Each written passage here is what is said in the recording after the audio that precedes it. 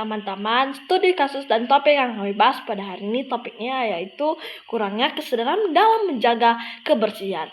Nah, studi kasusnya yaitu banjir yang sudah ada di Bekasi. Nah, sumber yang telah kami dapatkan yaitu dari kumparan Kementerian Kesehatan Sekretariat Jenderal. Pada 4 Maret 2025, banjir telah melanda kota Bekasi, Jawa Barat. Nah, luapan sungai telah melanda di beberapa kecamatan.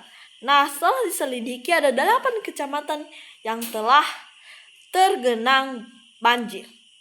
Nah, salah satu mengapa banjir itu terjadi di Bekasi adalah saluran yang ada di Bekasi itu tersumbat oleh sampah.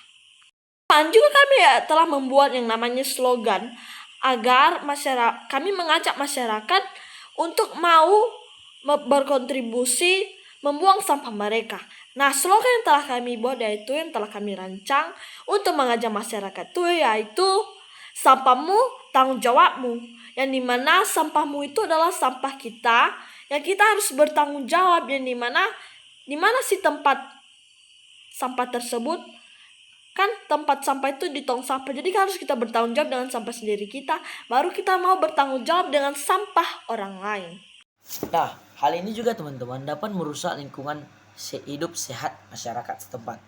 Mengapa? Karena dengan tersumbatnya selokan atau parit-parit lainnya dapat mengumpulkan banyak penyakit atau lalat-lalat yang menyebabkan banyak penyakit di sekitar tersebut.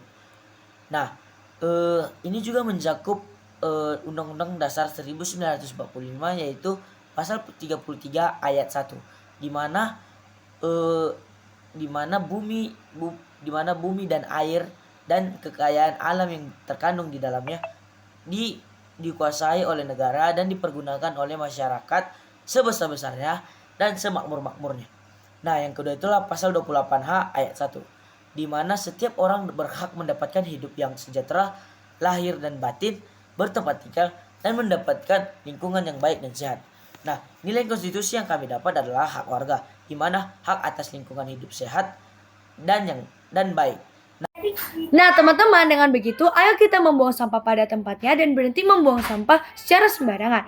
Dengan kita membuang sampah pada tempatnya, kita sudah melakukan salah satu pencegahan dalam terjadinya bencana alam di lingkungan kehidupan kita. Di mana bencana alam seperti berita yang kita dengarkan barusan dari Geo, itu terjadi karena adanya penyumbatan diakibatkannya sampah. Nah, tak hanya dengan mencegah itu melalui membuang sampah secara teratur ataupun dengan di tempatnya masing-masing, kita juga bisa melakukan 3R. Nah, 3R ini adalah reduce, recycle, dan reuse. Nah, reduce, recycle, dan reuse ini sama-sama berhubungan dan tujuannya tetap sama, memastikan sampah ini tidak makin banyak dan juga dapat digunakan kembali.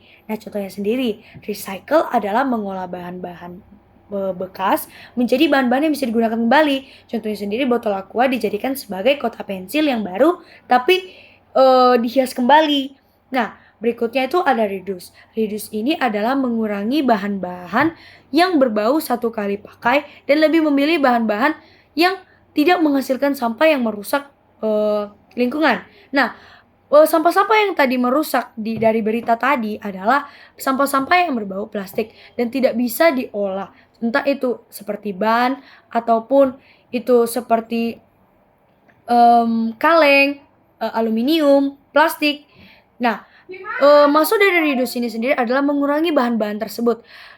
Reduce ini lebih memilih agar kamu dan semuanya itu menggunakan barang-barang yang memang dapat digunakan secara berkali-kali. Nah, berikutnya itu ada reuse. Nah, reuse ini adalah penggunaan barang yang memang masih layak dipakai kembali. Hampir sama dengan reduce, namun reuse ini lebih memastikan bahwa kita dapat menggunakan barang-barang bekas tapi memang masih layak digunakan. Nah, selain 3R ini sendiri, kita bisa melakukan beberapa hal, yaitu ada gotong royong, entah itu kita bisa melakukan dari inisiatif kita sendiri, yaitu gotong royong sekali seminggu untuk menghindari terjadinya penumpukan sampah di lingkungan kita. Nah, selain itu juga kita bisa melakukan reboisasi sembari kita melakukan gotong royong. Apa sih itu reboisasi? Reboisasi adalah penghijauan di mana kita menanam kembali tanaman di lingkungan kita agar lingkungan kita asri kembali. Contohnya sendiri penanaman pohon, penanaman bunga, atau segala hal yang berbau dengan tumbuhan. Nah, berikutnya sendiri kita bisa melakukan salah satu contohnya pembelajaran tentang kebersihan lingkungan, entah itu melalui kampanye seperti yang saya lakukan dan juga melalui poster-poster yang bisa diedarkan. Oke, sekian dari presentasi kami. Terima kasih sudah menyaksikan. Bye-bye. 2020 Until I